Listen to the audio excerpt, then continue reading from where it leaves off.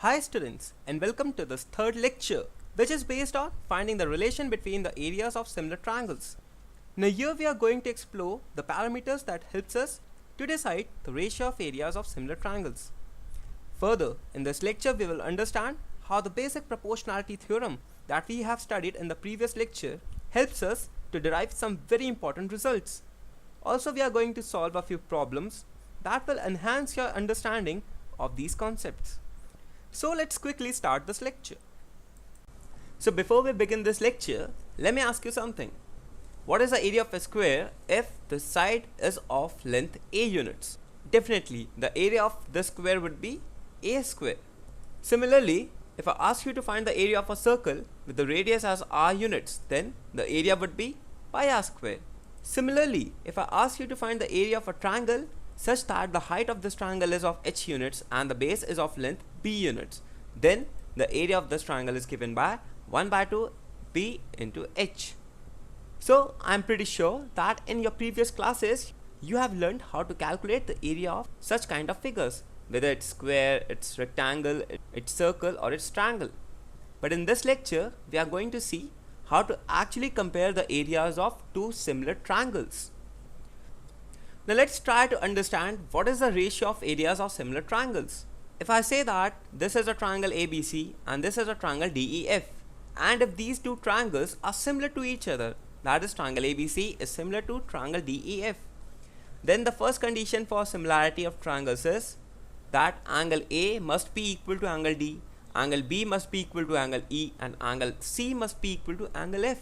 Now this is because the corresponding angles must be equal, and AB by DE must be equal to AC by DF, which must be equal to BC by EF. That is, the corresponding sides must be proportional to each other. So these are the two conditions for triangle ABC and triangle DEF to be similar to each other. Now if I say that A1 is the area of this triangle ABC and A2 is the area of the triangle DEF, then what is A1 by A2? That is, what is the ratio of A1 by A2? Now this is what we are going to study now. We are going to find out the answer to this question. So let's try to understand theorem number 1. This theorem says that the ratio of the areas of two similar triangles is equal to the ratio of the squares of any two corresponding sides. So what does it mean? It means that the ratio of areas of two similar triangles, if there are two similar triangles, then the ratio of their areas is equal to the ratio of the squares of the corresponding sides. We know that the corresponding sides are proportional to each other, so we take any such pair and square it, and this is equal to the ratio of two such similar triangles. Now we are going to look at the proof of this theorem. So if we say that this is triangle ABC and this is triangle DEF, and these two triangles are similar to each other, so given that triangle ABC is similar to the triangle DEF, so when we say that triangle ABC is similar to triangle DEF, then the corresponding sides are proportional to each other, which gives us AB by DE is equal to BC by EF, which is equal to AC by DF. Now what have we got to prove? We have to prove that the area of triangle ABC divided by the area of triangle DEF is equal to AB by DE whole square, which is equal to BC by EF whole square, and which is equal to AC by DF whole square. So we have to prove that the ratio of areas of triangle ABC by triangle DEF is equal to the square of the ratio of their corresponding sides. Now to prove this, we are going to do a construction, and that is draw AL perpendicular to BC and DM perpendicular to EF. So we draw a perpendicular AL to the side BC, and similarly we draw DM perpendicular to EF. So these are the two triangles ABC, DEF, and we have drawn perpendiculars AL and DM to BC and EF. Now if we consider triangle ALB, so this is a triangle ALB, and we consider the triangle DME. Now in these two triangles, angle ALB, that is this angle, is equal to angle DME, which is this angle, and we know that these two angles are equal to 90 degrees as AL and DM are perpendicular to the sides BC and EF respectively. Similarly, angle B would be equal to angle E. Why? Because the triangles ABC are similar to each other, and we know that when two triangles are similar to each other, their corresponding angles are equal to each other.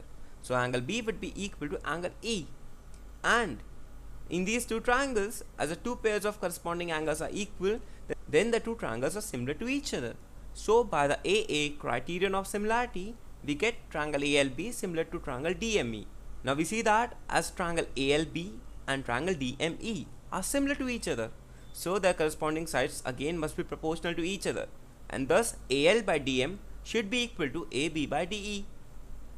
And thus we get AB by DE equal to BC by EF, which is equal to AC by DF, and all are equal to AL by DM.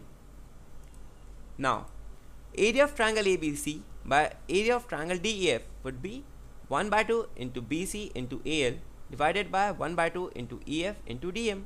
This is the area of triangle ABC, and this is the area of triangle DEF. So area of triangle ABC by area of triangle DEF would be BC by EF into AL by DM.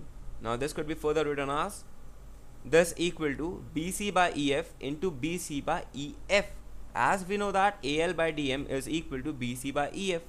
So area of triangle ABC by area of triangle DEF would be equal to BC by EF whole square. Also we know that BC by EF is equal to AB by DE, which is equal to AC by DF. This is the given condition as triangle ABC and triangle DEF are similar to each other. So we can say that BC by EF whole square is equal to AB by DE whole square, which is equal to AC by DF whole square.